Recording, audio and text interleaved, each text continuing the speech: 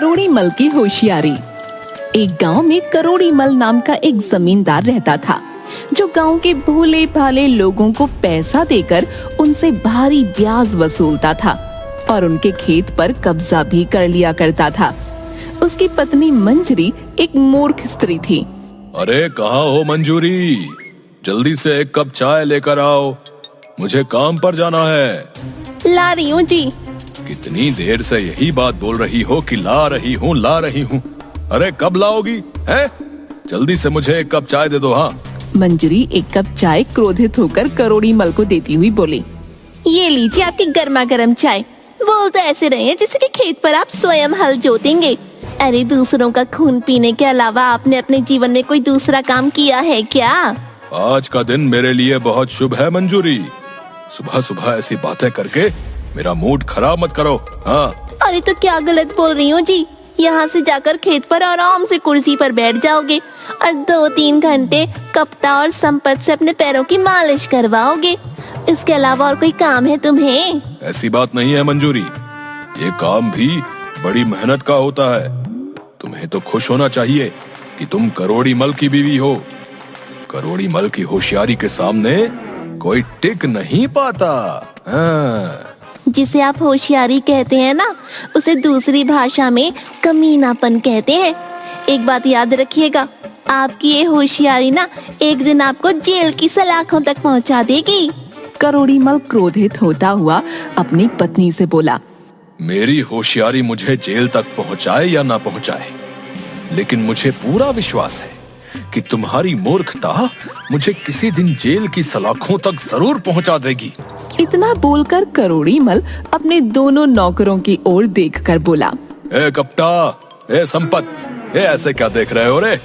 चलो जल्दी से, अगर यहाँ पर कुछ देर और रुका तो मेरे दिमाग का दही हो जाएगा। चलो। करोड़ी मल अपने खेत में जाकर कपटा और संपत से पैर दबवाने लगा। कपटा, मुझे बताओ कि अब गांव में कौन कौन रह गया है जिसके खेत अब तक हमारे नहीं हुए? अभी तो आधा गांव है सरकार। क्या? तो फिर मेरी होशियारी का क्या फायदा? मैं इतनी मेहनत से पैसा कमाकर लोगों को ब्याज पर पैसा देता हूँ और भारी सूद लगाकर उनसे मनमानी करता हूँ, और अभी सिर्फ गांव के आधे खेत ही हमारे हुए हैं। निकम्मो, दिन दिन भर मेरी रोटियां तोड़ते हो तुम दोनों। कोई मुझे अच्छा उपाय नहीं दे सकते? इतना कहकर करोड़ी मल ने एक लात कपटा के मुंह पर मार दी। सरकार, एक किसान अभी है जिसने आपके अभी तक पैसे नहीं लौटाए। आज उसके पास 12 बजे तक का वक्त था सरकार, वो अपने वक्त से 5 मिनट लेट है। कौन है वो?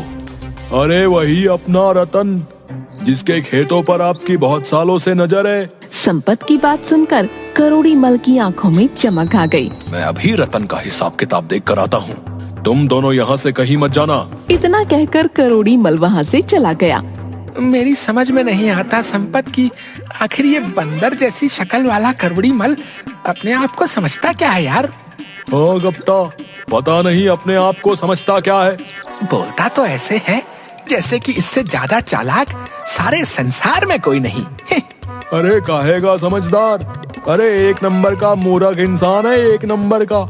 सही कह रहे हो संपत भाई, गांव के लोगों को ब्याज पर पैसा देता है और उसके बदले में उनकी जमीन उनसे छीन लेता है, और इसे ये मूर्ख अपनी अक्लमंदी बताता है। कभी न कभी तो इसका भांडा जरूर फूटेगा, देखना। चिंता मत कर, इसकी मूर्ख पत्नी ही इसके काल का कारण बनेगी भाई, देखना। तभी वहाँ पर करोड़ी मल आ गया। चलो मेरे साथ रतन के घर पर चलो। इधर रतन अपनी पत्नी के साथ बैठा खाना खा रहा था। तभी जमींदार अपने साथियों के साथ आधम का, मुझसे कर्जा लेकर चुकाने के बजाय तू यहाँ आराम से खाना खा रहा है, और वो भी पनीर की सब्जी है। लेकिन जमींदार साहब, अभी तो मेरे पास 15 दिन का वक्त है। जमींदार ने गुस्से से संपत की ओर देखा। तू तो बोल रहा था कि पैसा लौटाने का आज इसका वादा था। ये झूठ बोल रहा है सरकार, आपको मेरी बात पर यकीन नहीं है। हम भी इस गांव में आपके सच्चे और वफादार नौकर हैं। हाँ, मेरे नौकर कभी मुझसे झूठ नहीं बोलते। तेरी मोहलत खत्म और तेरे खेत मेरे। ऐसा जुल्म मत कीजिए सरकार। ठीक है, आप मुझे कल तक की मोहलत दे दीजिए। ठीक है, कल दोपहर तक का वक्त देता हूँ तुझे। जमींदार वहाँ से चला गया। रतन की पत्नी सुनीता रतन से बोली, अभी तो फसल कटी भी नहीं, पैसे कहाँ से दोगे? खेत बचाने के लिए मेरे मन में जो आया मैंने बोल दिया। गई भैंस पानी में, सत्यानाश, अब तो खेत भी गए हाथों से। बस करो सुनीता, मुझे कुछ सोचने दो। मेरी कुछ समझ में नहीं आ रहा। हमारे पास तो 15 दिन का वक्त था, अचानक से करोड़ीमल यहाँ पर पैसे मांगने क्यों आ गया? जिस तरह से उसका नौकर संपत उससे बात कर रहा था, उससे मुझे यही लगता है कि उसने करोड़ीमल से झूठ बोला है। उस कलमुए को झूठ बोलने की आखिर क्या जरूरत थी? उसके एक झूठ से हमारे खेत हमारे हाथ से जा सकते हैं। सारा गांव जानता है कि कपटा और संपत दिन भर करोड़ीमल की चापलूसी करते रहते हैं, और करोड़ीमल को कौन नहीं जानता। हो ना हो कपटा और संपत में से किसी एक ने डरते हुए ये झूठ उससे बोला है। अब यहाँ पर खड़े खड़े जेम्स बॉन्ड बनना बंद करो और ये सोचो कि आगे करना क्या है। फिलहाल तो मैं कुछ देर के लिए अकेला रहना चाहता हूँ, ताकि कुछ सोच सकूं। और तुम जब तक मेरे आसपास रहोगी तो मैं कुछ सोच नहीं पाऊंगा। मैं जंगल जा रहा हूँ, सिर्फ वही एक जगह है जहाँ एकांत में बैठकर मैं कुछ उपाय सोच सकता हूँ। रतन जंगल निकल गया। अचानक रतन की नजर एक साधु पर पड़ी, जो कि आंखें बंद किए हुए तपस्या कर रहे थे। एक सांप फन फैलाए ऋषि के सिर पर मंडरा रहा था। वो सांप ऋषि को डसने ही वाला था कि रतन ने एक लकड़ी से उसे भगा दिया। ऋषि की आंखें खुल गईं। ये सांप मुझे डसकर मुझे मार देता। तुमने मेरी जान बचाई बेटा, और तुम्हारी वजह से मेरी तपस्या भी पूरी हो गई। मैं तुम्हें कुछ देना चाहता हूँ। इतना कहकर उस ऋषि ने एक चमकदार पीतल की चप्पल रतन को दे दी। ये क्या बाबा, मैंने आपकी जान बचाई और आप मुझे ये पीतल की चप्पल दे रहे हैं? बाजार में ये कौड़ियों के भाव भी नहीं बिकेगी। मूर्ख मनुष्य, ये कोई मामूली चप्पल नहीं है, ये बोलने वाली चप्पल है। तेरी समस्या का निदान इन्हीं चप्पलों में छिपा है। बाबा, मेरी समस्या का निदान ये पीतल की चप्पल है नहीं, बल्कि धन है। मैंने कुछ समय पहले गांव के जमींदार व उस करोड़ीमल से कुछ रुपया ब्याज पर लिया था, और उसे चुकाने के लिए मेरे पास 15 दिन का समय था। लेकिन वो आज ही अपने पैसे मांगने आ गया, वो भी ब्याज सहित। अगर मैं उसे पैसे नहीं दूंगा तो वो मेरे खेत पर कब्जा कर लेगा। बाबा, करोड़ीमल ने न जाने कितने लोगों की जमीन पर ऐसे ही कब्जा किया है।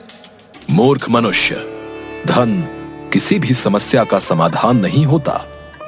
मेरी बात पर विश्वास कर। तेरी समस्या का निदान, और यहां तक कि सारे गांव की समस्या का निदान, इन्हीं चप्पलों में छुपा हुआ है। ये बात तुझे कुछ समय बाद स्वयं पता लग जाएगी। बाबा, आप करोड़ीमल को नहीं जानते। अरे, उसकी होशियारी के आगे आज तक कोई नहीं टिक पाया। बाबा, चिंता मत कर बच्चा, करोड़ीमल की होशियारी धरी की धरी रह जाएगी मेरी इन बोलने वाली चप्पलों के आगे, जो मैंने तुझे दी है। बाबा, लेकिन ये कहाँ बोल रही है? ये तो बड़ी साधारण चप्पल लगती है। ये अपनी मर्जी से बोलती है। समय आने पर तू सब जान जाएगा। चप्पल पहन ले और निश्चिंत होकर अपने घर चला जा। रतन वहाँ से चुपचाप चला गया और अपने घर के बाहर अपने आप से बोला, सुनीता को नहीं बताऊंगा उस बाबा के बारे में, नहीं तो सारे गांव में ढिंडोरा पीट देगी। बोल दूंगा कि मोहन के घर पर गया था पैसे उधार मांगने के लिए, मगर मोहन ने पैसे तो उधार नहीं दिए, ये पीतल की चप्पल मुझे पकड़ा दी। रतन के घर में घुसते ही उसकी पत्नी सुनीता ने सवालों की बौछार कर दी। इतनी देर जंगल में कैसे लग गई आपको? मैं आपका कब से इंतजार कर रही थी। मेरे मन में कितने बुरे बुरे विचार आ रहे थे। आप जानते हैं मुझे आपकी कितनी चिंता हो रही थी। और ये चप्पल आपको कहाँ से मिली? तभी उस चप्पल से रतन की ही आवाज आने लगी, जो उसने बाहर अपनी पत्नी के बारे में बोला था। नहीं बताऊंगा, नहीं तो तुम सारे गांव में ढिंडोरा पीट दोगी। ये सुनकर सुनीता का गुस्सा 7वें आसमान पर पहुंच गया। क्या कहा तुमने? तुम्हारी हिम्मत कैसे हुई ये बोलने की? सुनीता, ये मैंने नहीं बोला। तो फिर किसने बोला? मुझे क्या मूर्ख समझा है? रतन ने सारी घटना सुनीता को बता दी। सही बोल रहे हो, मुझे कुछ लगा ही था कि आवाज इन चप्पलों से आई है। वैसे भी साधु महाराज ने कुछ सोच कर ही बोला होगा। चलो अब सो जाओ। अगले दिन रतन जमींदार करोड़ी मल के खेत में चला गया। अरे क्या बात है रतन, इतनी जल्दी तुमने पैसों का इंतजाम कर लिया? नहीं करोड़ी मल जी, मैं आपसे बहुत जरूरी बात करने के लिए आया हूँ। अब मेरे इतने बुरे दिन आ गए कि मैं तुमसे जरूरी बात करूंगा, हैं? जल्दी बोलो, मुझे बहुत जरूरी काम से कहीं जाना है। करोड़ी मल जी, अगर आप मुझे कुछ दिनों की और मोहलत और दे देते तो मेरे लिए अच्छा हो जाता। ये बात तो तुमने बिल्कुल सही कही है। तुम्हारे लिए बहुत अच्छा होता, लेकिन मेरे लिए ये बिल्कुल भी अच्छा नहीं है, समझे? मैं आपकी बात का मतलब नहीं समझा। अब मैं इस मूर्ख को कैसे समझाऊं कि मैं इसकी जमीन का सौदा एक बहुत बड़े बिल्डर से करके आ गया हूं और आज उस बिल्डर के जरिए मुझे बहुत भारी रकम मिलने वाली है। अब नहीं रतन, मेरी जुबान से निकले हुए शब्द तीर की तरह हैं। मैं तुम्हें अब और मोहलत नहीं दे सकता। तभी करोड़ी मल की नजर रतन की चप्पल पर पड़ी। मुझे देने के लिए तुम्हारे पास पैसे नहीं हैं, हैं? लेकिन पहनने के लिए ये पीतल की चप्पल जरूर है। करोड़ी मल जी, ये चप्पल मेरी नहीं है। लेकिन अब मेरी नजर इस पर पड़ गई है तो ये मेरी ही हुई। लाओ, इसे मुझे दे दो। ये चप्पल सिर्फ मेरे पैरों को शोभा देगी। लेकिन मेरी बात तो सुनिए, ये चप्पल। कपटा, संपत, छीन लो इस रतन के पैरों से चप्पल। आज शुभ काम करने में यही चप्पल पहनकर जाऊंगा। कपटा और संपत ने वो चप्पल रतन से छीन ली और उसे मार कर वहाँ से भगा दिया। करोड़ी मल ने वो चप्पलें पहन ली। ओफो, चप्पल पहनते ही मुझे तो जोरों से आने लगी भाई। बाथरूम के बाहर करोड़ी मल ने वो चप्पलें उतार दी। उसके बाथरूम में घुसते ही कपटा और संपत ने उसकी बुराइयां फिर से करना शुरू कर दी। अरे यार संपत, इस सेठ की चापलूसी करते करते यार मैं तंग आ गया हूँ यार। सही कहा यार, एक तो दिन भर इसकी चापलूसी करो है और ऊपर से इसकी मार भी खाओ यार, है? किसी दिन साले को चाय में ना जहर देकर इसको जान से मार दूंगा यार मैं। सही कहा यार, है? भगवान खुश होकर हमारे सारे बुरे कर्मों को माफ कर देगा यार। तभी करोड़ी मल बाथरूम से बाहर आया। वो दोनों चुप हो गए। सेठ ने जैसे ही चप्पलें पहनी, अचानक वो चप्पलें कपटा और संपत की आवाज में बात करने लगी। अरे यार संपत, है? इस सेठ की चापलूसी करते करते तो मैं तंग आ गया हूँ। सही कहा यार, एक तो दिन भर इसकी चापलूसी करो और ऊपर से इसकी मार भी खाओ। किसी दिन साले को चाय में जहर देकर इसे मैं जान से मार देंगे। नमक हरामो, है? तो तुम मेरे बारे में ये सोचते हो? मैं अब तक अपनी आस्तीन में सांपों को पाल रहा था। इसका मतलब ये जादुई चप्पल है। इतना बोलकर जमींदार ने कपटा और संपत को पीट कर भगा दिया और अपनी पत्नी मंजूरी के पास आकर बोला, सुनो मंजूरी, आज घर पर एक बिल्डर आने वाला है गांव की जमीन खरीदने। वो वहाँ पर कोई प्लांट या बिल्डिंग बनाना चाहता है। तुम चाय नाश्ते में कोई कमी नहीं रखना, वो बहुत मोटी रकम लेकर आने वाला है। आपकी होशियारी का भी कोई जवाब नहीं है। उस मूर्ख को तो ये भी नहीं पता होगा कि जो जमीन वो खरीदने आ रहा है वो जमीन तुम्हारी है ही नहीं, बल्कि उन गांव वालों की है जिन्हें तुमने थोड़ी सी रकम दी थी और बदले में भारी ब्याज लगाकर उनसे उनकी जमीनें छीन ली। उसे तो ये पता ही नहीं है कि तुम इंसान की खाल में छुपे हुए भेड़िए हो, जिसने गरीबों का खून चूस चूस कर इतनी दौलत कमाई है। चुप हो जाओ मंजूरी, चुप हो जाओ। दीवारों के भी कान होते हैं। ये बातें अभी बोलनी जरूरी है क्या? कुछ देर बाद वो बिल्डर आ गया। जमींदार उस बिल्डर की चापलूसी करने लगा, मगर अचानक वो चप्पलें सेठ करोड़ी मल की पत्नी की आवाज में बोलने लगी। जी उन्हें तो ये पता ही नहीं है कि ये गांव की जमीनें तुम्हारी है ही नहीं, बल्कि उन गांव वालों की हैं जिन्हें तुमने थोड़ी सी रकम दी थी और बदले में भारी ब्याज लगाकर उनसे उनकी जमीनें छीन ली। उन्हें तो ये पता ही नहीं है कि तुम इंसान की खाल में छुपे हुए भेड़िए हो, जिसने गरीबों का खून चूस चूस कर इतनी दौलत कमाई है। बिल्डर एक ईमानदार इंसान था। उसकी समझ में सारा माजरा आ गया। उसने गुस्से से जमींदार की ओर देखकर कहा, तुम्हें शर्म आनी चाहिए। तुम गांव वालों की जमीनों पर कब्जा कर लेते हो। मुझे ऐसी जमीन पर कोई बिल्डिंग नहीं बनानी जहां पर सैकड़ों गांव वालों की हाय लगी हो। तुम्हें तो जेल में होना चाहिए। ये तो अच्छा हो भाभी जी का, जिनके मुंह से सच्चाई बाहर आ गई। लेकिन मैंने तो कुछ बोला ही नहीं। इतना कहकर बिल्डर ने पुलिस को फोन कर दिया। पुलिस ने जमींदार को गिरफ्तार कर लिया। करोड़ी मल पुलिस के हाथ जोड़ने लगा। मुझे अरेस्ट मत करो थानेदार साहब, मैं सबकी जमीन वापस कर दूंगा। अरे चुप कर, चुप कर। जिन जमीनों को तू वापस करने की बात कर रहा है वो तेरी या तेरे बाप की नहीं है, रे गांव वालों की है।